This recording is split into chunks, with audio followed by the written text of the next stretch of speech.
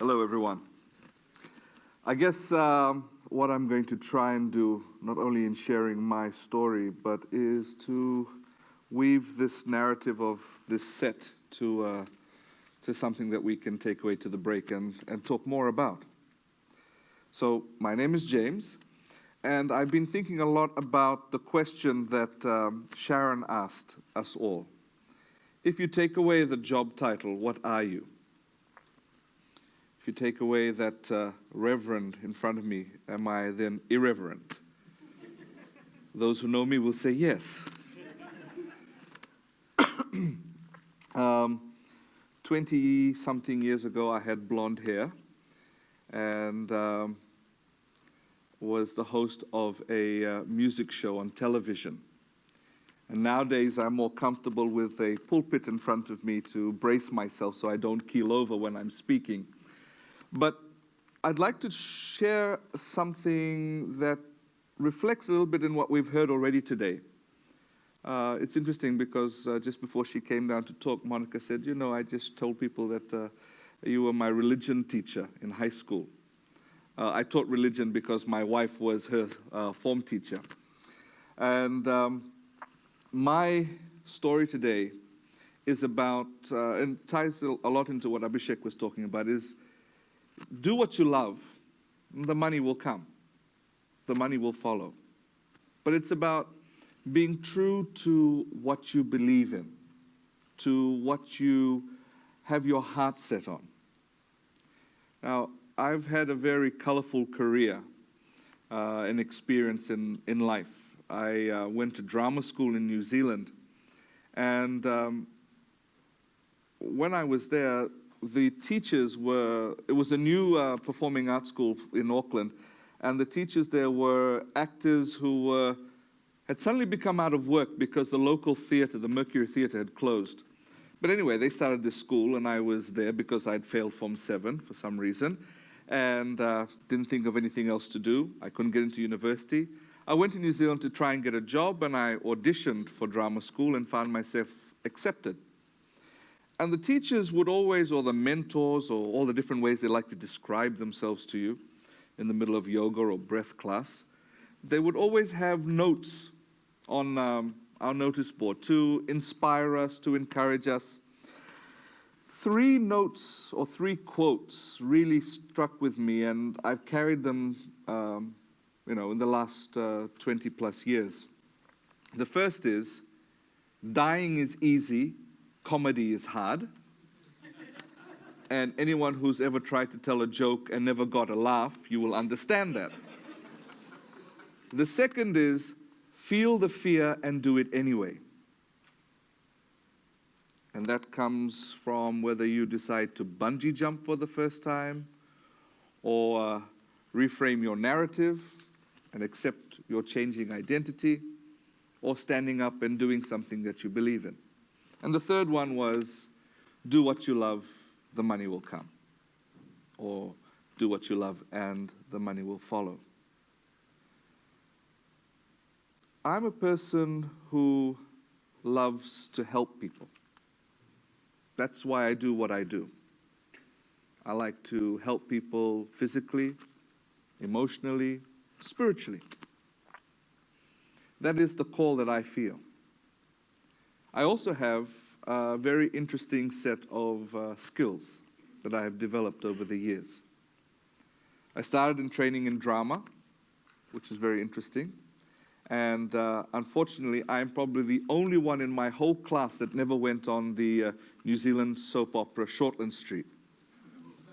To this day, my wife has not forgiven me for that because she loves that program. But all my classmates, they all did their mandatory appearances on Shortland Street. I came back to Fiji. I worked in radio, I moved into television, back to radio. I worked for the government for a while. I went into the private sector. And I was good at what I did. But there was something else. Something more that I felt I needed to do. When you ask people about what kind of jobs they do, people will tell you, yeah, I do this sort of thing and I earn money. So I was thinking the other day about the types of ways people look at work. For some, work is a job. It's what you do Monday to Friday, 8 to 4:30 if you're a civil servant, or 8 to 5 if you're not, or if you've got good flexi hours, it's whatever it is. And you do that to earn a living so that you can really do what you want to do. It's like you pay those bills of 8 hours of work so that you can have a life afterwards. That money that you earn allows you to enjoy life, care for your family, go out with friends, travel, and do all sorts of things. And then there are people who look at work as a career. I want to achieve that in life. This is the first step, this is the second step, this is the third step, this is the fourth, and so on as they climb that rung after rung in the ladder. And they find meaning in life in each success, in getting that promotion, in receiving that certificate, in moving further and further up. And then there are those whose work is their life. They live it, they breathe it, they're inspired, and they do it all the time. And often they will make a joke and say, I get paid for doing what I love. The question that I often ask people is, how do you describe your work? Is work a job? Is it a career? Or is it a vocation? I come from a generation where we encountered people who lived vocations. If you look back, that primary school teacher who wasn't just there from 8 till 3 and clocking in the hours and going away, but took interest in nurturing you, in teaching you, in guiding you. That doctor who doesn't look at the time that they've got to deal with patients and when they've got to go on their next break, or that nurse who will stay the extra hour or 2 or 3 to make sure that that patient that they're taking care of is dealt with properly. That caretaker who makes sure that even though it's a public park, it's in the best condition possible, because that's what they do. We've heard from Abhishek about how you can have one life which is not really your life, and that dream that you want to have, and going with that dream. And I've had to make some very difficult choices in life. I've enjoyed the heights of success, but also have had to go down to the depths. Saying no to a breakfast show on radio. Turning away from a lucrative career as an independent television producer. To focus not on myself, but to try and focus on other people. There has been in Fiji over the last 10 or 15 years, perhaps even more, a blossoming of civil society. Perhaps it's the consciousness of people in our country. Perhaps it is the issues that we are facing that have brought more and more civil society, more and more NGOs, more and more activists. People who are empowered and inspired to address issues. But the challenge that they face is to remain true to that particular issue that has inspired them or engaged them. Because sometimes the money doesn't come. Sometimes the money goes wherever different agendas and plans are. And then people who have said that they're doing what they love have to make a choice. Do they keep doing what they love, even though there is no money? Or do they start to love something else? Because that's where the check is. And that's the challenge that you face when you commit to something as a vocation. When you commit to something as a calling in life. Now, everyone has different motivations in life. If you come from a poor family, a poor childhood, You will always ensure that your family, your children are comfortable. If you come from a family with responsibilities in society, your children will always be drummed into their heads, responsibility, care for others.